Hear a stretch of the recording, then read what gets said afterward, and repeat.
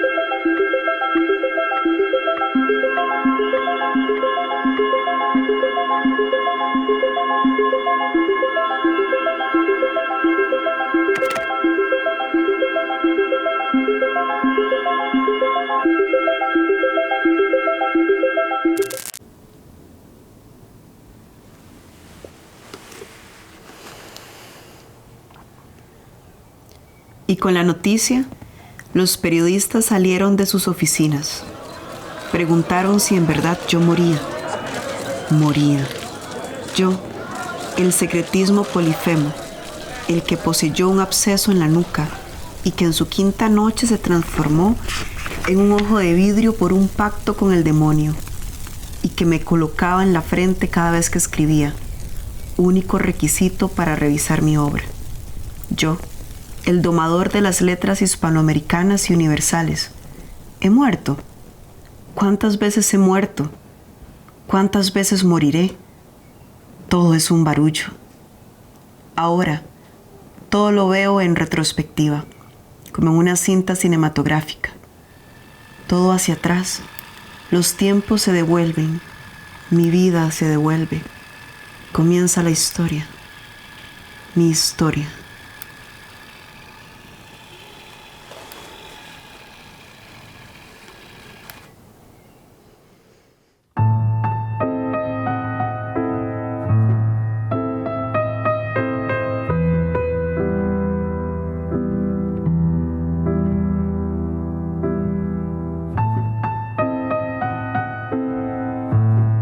Jorge y Rafael, muchísimas gracias por aceptar esta entrevista, principalmente en este lugar tan importante para la cultura costarricense. Muchísimas gracias.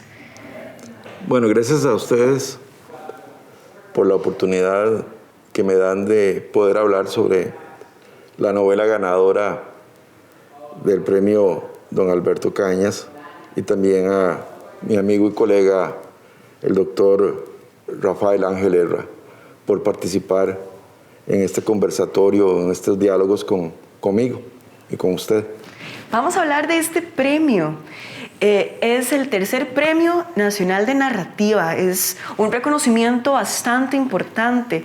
Cuénteme un poco acerca de qué trata esta obra. ¿Cuál es el argumento? No es nada del otro mundo, es un argumento muy sencillo.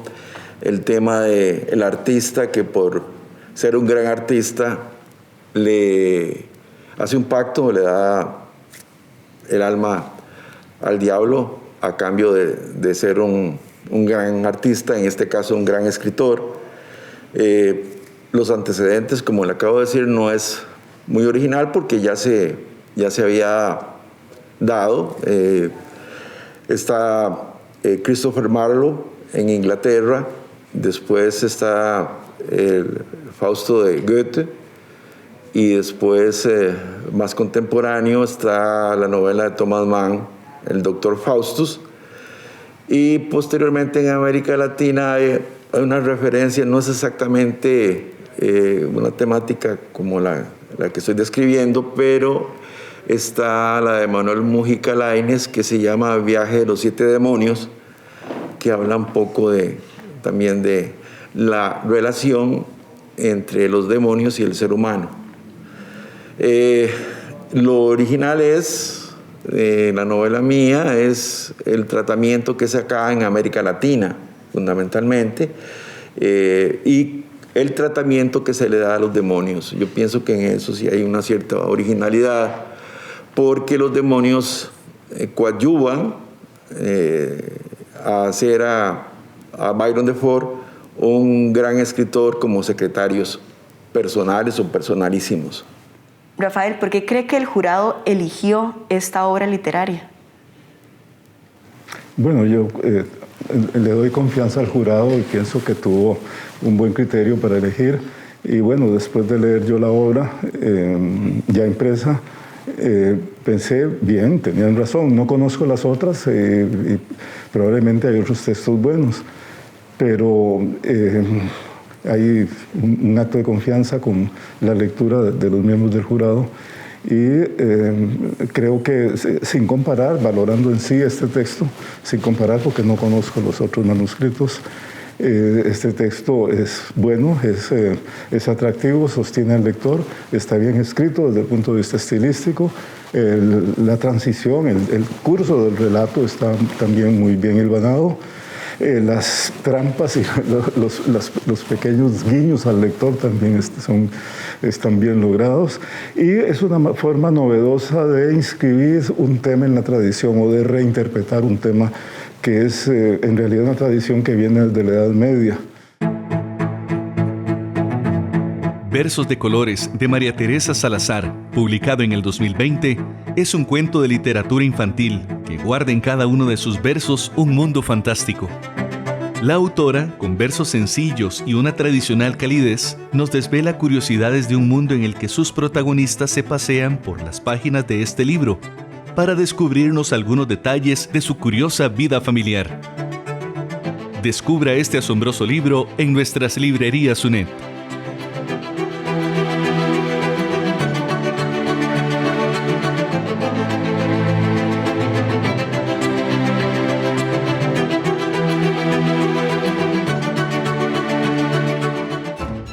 Y en la novela, volviendo, yo encuentro que que la manera simbólica en que el autor ha utilizado el tema fáustico para indagar sobre el ser humano, ¿verdad? sobre la moral, la psique. A veces es una mezcla de moral y de lo moral y lo psicológico, ¿verdad? es una forma muy, muy ingeniosa, porque la manera en que se propone ahí que se puede romper el pacto es ganarle a Lucifer almas que se condenen a sí mismas, no provocándolo, que correspondan a los 7 pecados capitales. Y porque bueno, el equivalente a Fausto aquí en la novela tiene 7 ayudantes, que son 7 demonios, que son los que le van haciendo posible el triunfo como escritor, que es lo que él pide. No pide juventud, no pide placeres como el Fausto viejo, sino que lo que pide es el triunfo en el mundo literario. Y esto se lo concede el demonio en el contrato con la ayuda de estos ayudantes. Bueno, de hecho es muy interesante porque cuando una lee la obra, una de verdad siente que usted disfrutó mucho en escribirla. Cuénteme de dónde nace la idea de escribir este tipo de temas, de construir esta novela. Primeramente, yo venía de terminar, creo, la segunda parte de la trilogía El laberinto del verdugo, y estaba muy cansado y quería escribir algo un poco diferente, no seguir con esa línea. Y siempre me había llamado mucho la atención el Doctor Faustus de Thomas Mann. Entonces yo quería hacer algo siempre relacionado con el arte, hasta donde un artista se puede sacrificar su vida personal, incluso hasta más allá, la ética, la moral, todo por el arte. Entonces, de ahí me vino y me surgió la idea de escribir la novela. Fue una novela que me causó una gran satisfacción a nivel, digamos, de escritura, porque fue una novela que no tuvo mucho tropiezo para escribirla. Hay novelas que uno las escribe y son un poco como dolor de cabeza, porque las estructuras son diferentes, es decir, son los planos de los tiempos, es un poco complicado. En cambio, en esta novela el tiempo es totalmente cronológico, fluye, no hay, digamos, un flashback, ni mucho menos, muy pocos. Y entonces la novela a mí me causó una gran satisfacción, la disfruté mucho, en realidad, cuando la escribí. Sí cabe notar, yo lo he comentado ya, que, digamos, la columna vertebral de la novela es un poco, no es que es reflejo total, la vida del escritor Carlos Fuentes. Algunos elementos son de la vida de Carlos Fuentes, sin ser él, obviamente. Pero, vuelvo a repetir, sí, la novela me gustó mucho escribirla, no fue una novela con dificultad. En el libro se menciona un Costa Rica muy específico entre 1979 y 1986, y habla que es el tiempo elegido para la envidia. ¿Por qué será así? Bueno, el contexto en sí de 1979 es un poco azaroso, aunque no del todo. Se habla un poco sobre la revolución sandinista, la caída del dictador Somoza, y llega porque lo van a condecorar. Eso es cierto. Carlos Fuentes fue en la época de la revolución y fue condecorado. De ahí esa referencia que yo le decía a usted, que la columna vertebral de la novela es Carlos Fuentes. Eso sí, efectivamente sucede, pero volviendo a la pregunta suya, es una crítica bastante mordaz, irónica, sobre Costa Rica, sobre el arte y los artistas. Pienso que en Costa Rica hay mucha deslealtad, no hay solidaridad con los mismos escritores, los mismos artistas, y eso en cierta medida a mí me duele mucho, pero porque lo he visto a través de décadas, no de años, sino de décadas, desde que yo tengo conocimiento, siempre ha sido así, muy poca solidaridad ahí, y yo por eso puse a Costa Rica como el país donde se desarrolla la envidia. Se habla mucho hay unos intertextos, o se habla incluso de Yolanda Oriamuno, creo que se habla sobre Eunice Odio también, cómo Eunice tuvo que salir de Costa Rica porque le quedaba un poco pequeño, y aparte de eso, no sé, tal vez posiblemente era una época muy machista, ella siendo mujer no era bien visto que una mujer fuera más talentosa que la mayoría de los escritores que habían en ese momento. Entonces, a mí me pareció oportuno hablar sobre ese aspecto, sobre la envidia.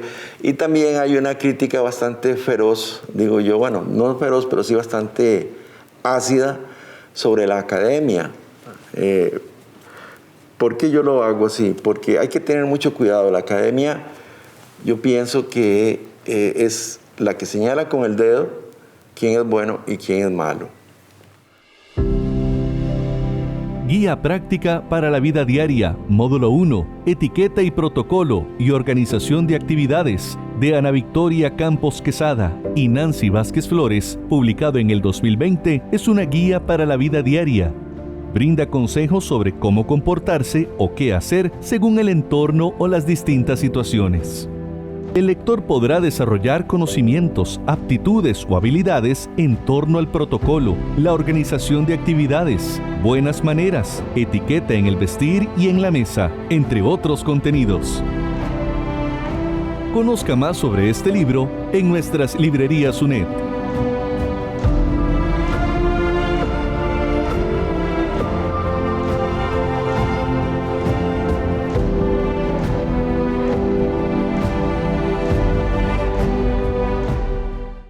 ¿Por qué cree que es importante entonces leer este libro en este momento? ¿Por qué lo recomendaría? Por muchas razones. El principal, por el placer de la lectura, por satisfacer la curiosidad en la forma en que se retoma un viejo tema, lo que los filólogos llaman topos, un viejo tema. Y bueno, es un tratamiento particular. Yo no conozco un antecedente en que reaparezca el pacto fáustico de esta forma. La otra es otra, lo voy a poner en este contexto. La literatura realista costarricense ha sido predominante en la producción y en el interés de los medios académicos y de investigación. Sin embargo, desde los años 80 tal vez ha comenzado a darse una brecha en ese muro, y esa literatura es una literatura no realista. Para ustedes, ¿qué significa escribir? Para mí, la literatura es todo. Siempre recuerdo cuando leí este bello ensayo, no sé cómo llamarlo, Cartas a un joven novelista de Vargas Llosa, todos los consejos que da para el joven, para la persona que quiere iniciar la labor de escritor. Y como él lo dice en ese ensayo, que para él la literatura es todo, es su vida, yo pienso que para mí es todo. Es decir, como yo se lo he dicho a algunas personas, y no lo digo en forma literal, sino es real, si no fuera por la literatura, yo creo que yo ya hubiera ahorcado a alguien. La literatura para mí es catarsis, para mí la literatura es volcarme a un universo de palabras y a un mundo que yo puedo o trato de crear y que me produce una gran satisfacción. me produce una gran satisfacción tanto cuando escribo como cuando leo, como dice Vargas Llosa. La literatura es una forma de vida. Como decía también el poeta Vicente Alexandre, soy poeta hasta cuando me amarro los zapatos. Y yo pienso que igual yo soy escritor las 24 horas, tengo mi tiempo para escribir, porque todo el mundo tiene su tiempo para escribir, pero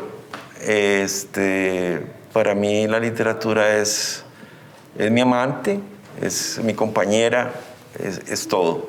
Bueno, se escribe por algo lúdico, por placer, por jugar. Hay algo que está ahí en el centro de toda producción artística, que es esta especie de juego, de experimentación. Entonces hay un aspecto interno, hay un aspecto lúdico, un aspecto de poder y un aspecto comunicativo en el acto de escribir, y que todos estos funcionan cuando yo tomo la pluma y comienzo a vencer el vértigo del papel en blanco. Ambos son grandes escritores con una enorme trayectoria literaria. A mí me gustaría preguntarles qué consejos le podrían dar a las personas que están empezando a escribir. ¿Qué podrían decir?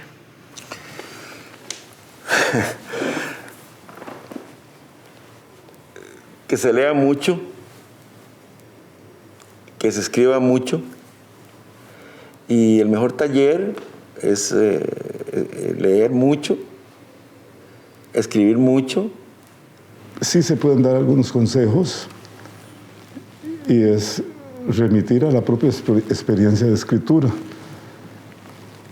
Una vez yo le llevé al poeta Isaac Felipe Sofeifa, con quien tenía buena amistad, unos poemas. Y bueno, después me devolvió el manuscrito, y en la primera página había escrito: trabajar, trabajar, trabajar. Ese es el consejo más hermoso y productivo que me han dado en la vida. Bueno, pues muchísimas gracias, de verdad. Para mí fue un honor poder conversar con ustedes, y me quedó grabada la expresión escribir, trabajar, escribir, trabajar. Entonces, les agradezco nuevamente el espacio. Gracias. Con todo gusto.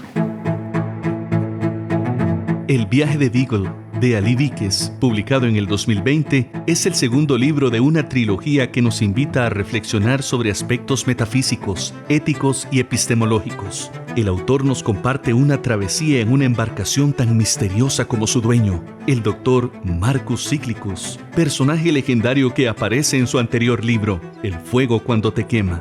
El doctor urdirá una trampa donde cada pasajero tendrá que poner a prueba sus ideales y códigos de vida. Encuentre esta novela extraordinaria en nuestras librerías UNED.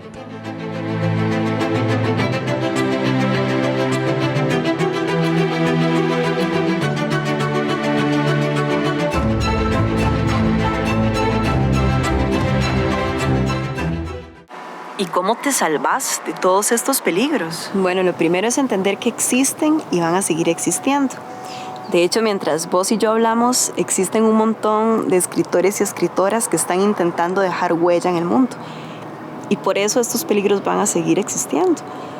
Lo segundo es que, bueno, si hay tanta gente escribiendo en este momento, lo más sensato, diría yo, es escribir desde lo que les encante. Hacer un pacto consigo misma. Un pacto consigo misma. Bueno, lo primero es entender que existen y van a seguir existiendo. De hecho, mientras vos y yo hablamos, existen un montón de escritores y escritoras que están intentando dejar huella en el mundo. Y por eso estos peligros van a seguir existiendo. Lo segundo es que, bueno, si hay tanta gente escribiendo en este momento, lo más sensato.